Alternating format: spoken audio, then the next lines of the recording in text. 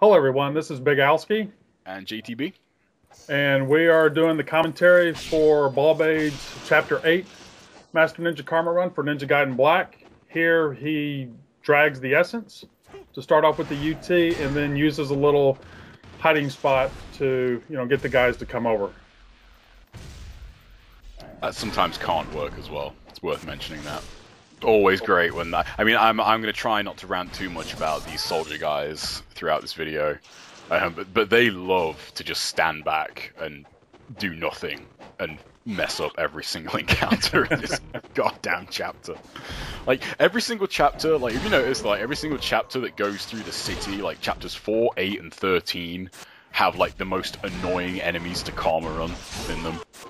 Right, yeah. Like, that's a pretty good, like, the Chapter 4 has, like, the armored commando guys.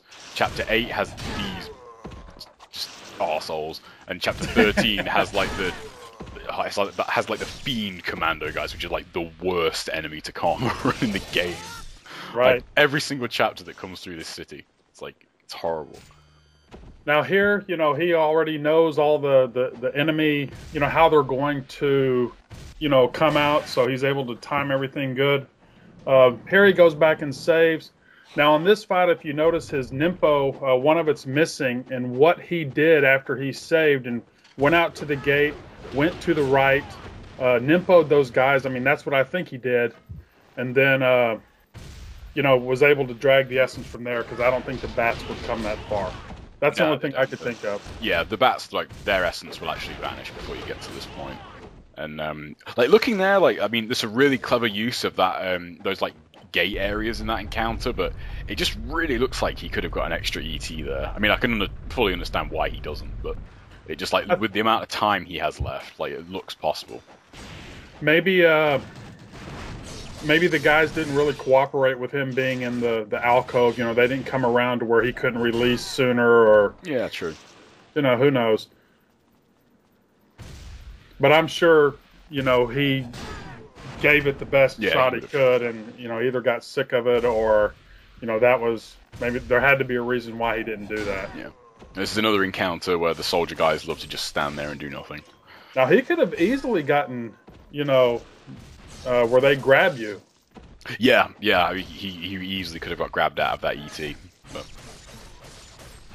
Now, part of me, when I first saw this and I saw you doing it, it's like, okay, these guys are showing off with the on-landing gleaming blade, but really, it's a better UT, because he was able to get like a one-hit UT, and the animation's a lot shorter.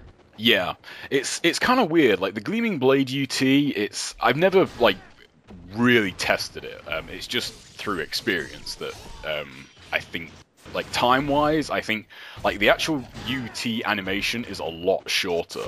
Right. But because it actually knocks them up into the air like that, and they land, like they have to go through that landing animation and then start dissolving. Whereas when you use the regular UT, they seem to they just start dissolving immediately. So I think it about evens out. Like the Gleaming Blade might be like maybe like a fraction of a second faster, but I don't think there's like too much in it. So here, do the low no look attack.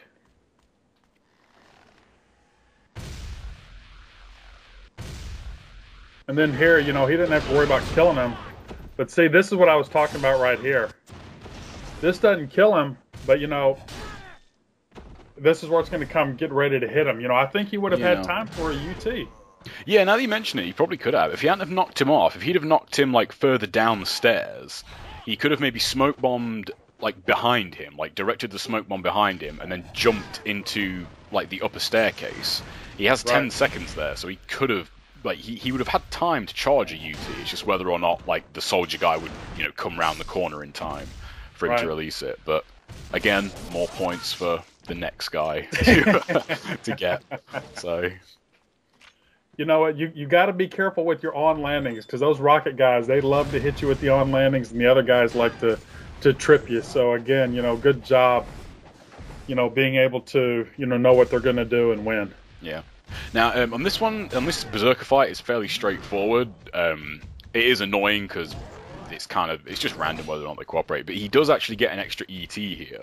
I don't think he actually shows it, but yeah, like if you could look at his score, you can tell he gets 12 UTs in an ET, because 6 UTs will kill a Berserker of like level 1 Warhammer and Debilero UT. But if you ET them before you do your 6th, like you can charge up an extra one. So I'm assuming that's where he gets that from. He might even swap to the Luna, actually, thinking about it. But either way, like I think that they'll have enough health for him to do that.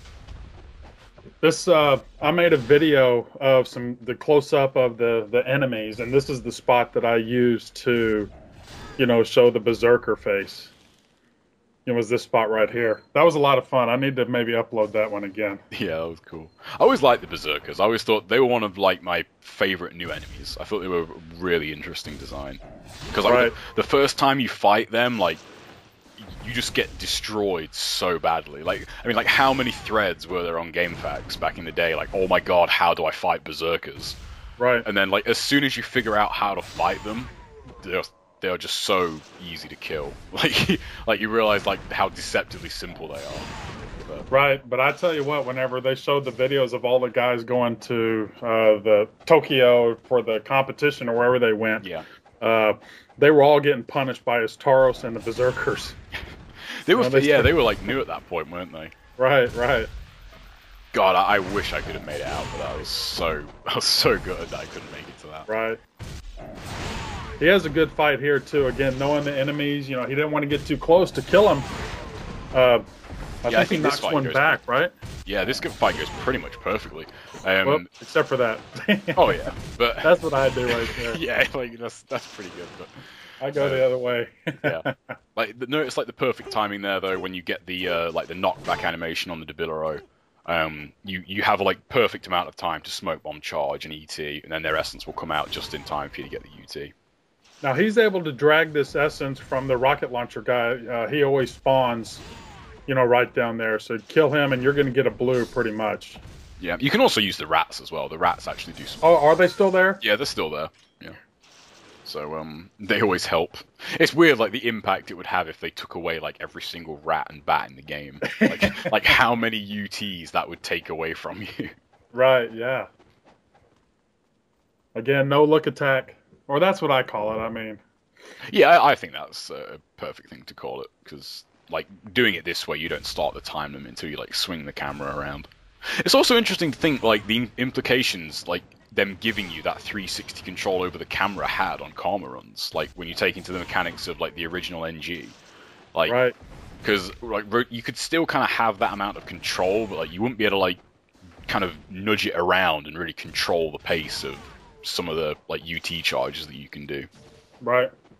Yeah, that was tough not being able to control it. Same thing here. And again, positioning is important because they will sneak out and take a shot at you. Yeah, but they can also. I love how he just takes the bullet there and like doesn't get knocked out of his UT. Yeah. When he's charging up, it's like Ryu with his just abs of steel. He's like, I don't care. Like, I'm gonna get shot. That's not gonna stop my UT.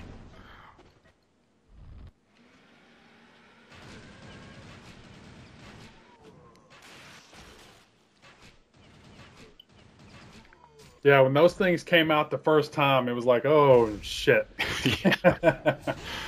Master Ninja had, I think, like, very hard as well, did. Like, they had so many great, like, oh shit moments when you first played through it. I remember the first time I opened a chest that had ghost fish in it. Like, I was so... That caught me so off guard. I didn't even do anything. I was like, oh my god, there are ghost fish in this box, and then I was dead. It's like, or the exploding bats, when you weren't used to that either. Oh, I really think that was on purpose. Those exploding bats in Chapter 3, they are put there for the first time you play it, so they explode and blow you off the airship and you die. Like, that is why they are in the game.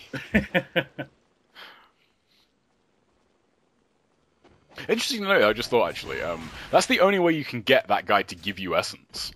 Which is pretty interesting, because I remember I tried like a similar sort of strategy on when I did this, and I could never get him to like give me essence because I was always killing. Look at the time limit. Sorry for interrupting. Yep. He just barely made it. 7,000. He got it exactly.